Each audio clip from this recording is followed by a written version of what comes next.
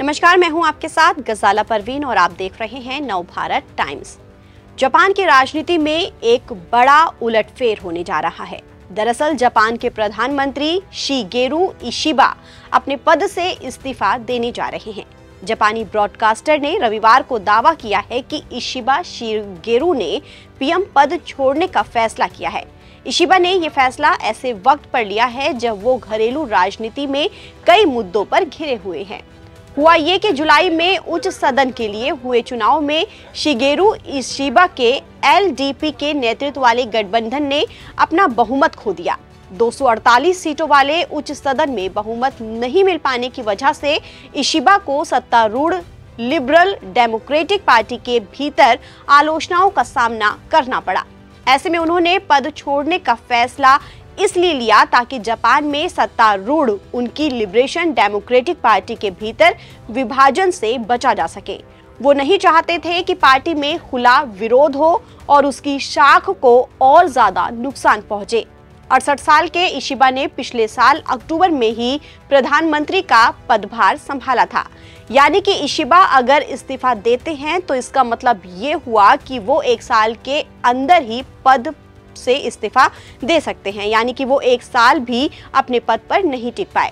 उन्होंने देश के दोनों सदनों में बहुमत खो दिया है। जब इशिबा ने प्रधानमंत्री पद संभाला था तब महंगाई से निपटने, पार्टी में सुधार और कई बड़े वादे किए थे।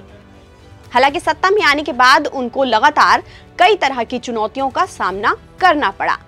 एलडीपी पर राजनीतिक धन उगाही घोटाले के आरोप ने उनकी मुश्किलों को बढ़ा दिया। नतीजा ये हुआ कि शिगेरू इशिबा के सत्ता में आने के कुछ ही वक्त के बाद एलडीपी और उसके गठबंधन सहयोगियों ने निचले सदन के चुनाव में अपना बहुमत खो दिया।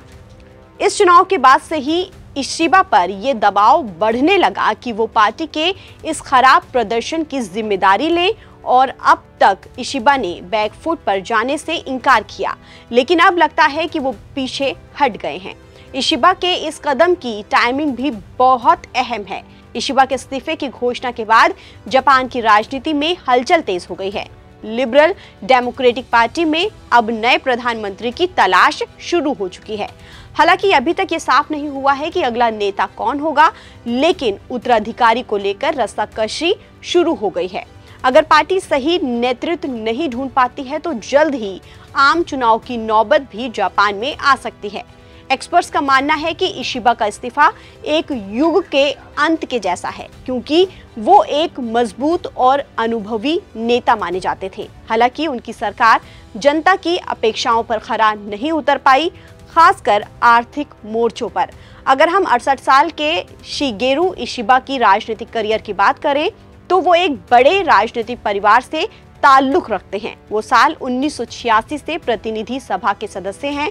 वो साल 2007 से 2008 तक रक्षा मंत्री रहे। 2008 से 2009 तक कृषि और मत्स्य पालन मंत्री रहे।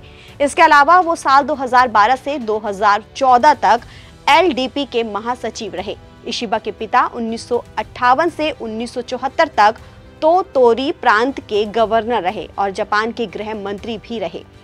अपने पिता की मौत के बाद राजनीतिक में आने वाले इशिबा 1986 में एलडीपी से प्रतिनिधि सभा के लिए चुने गए और साल 2024 में पीएम पद तक पहुंच गए, लेकिन एक साल के बाद ही उन्होंने पद से इस्तीफा देने का फैसला कर लिया है।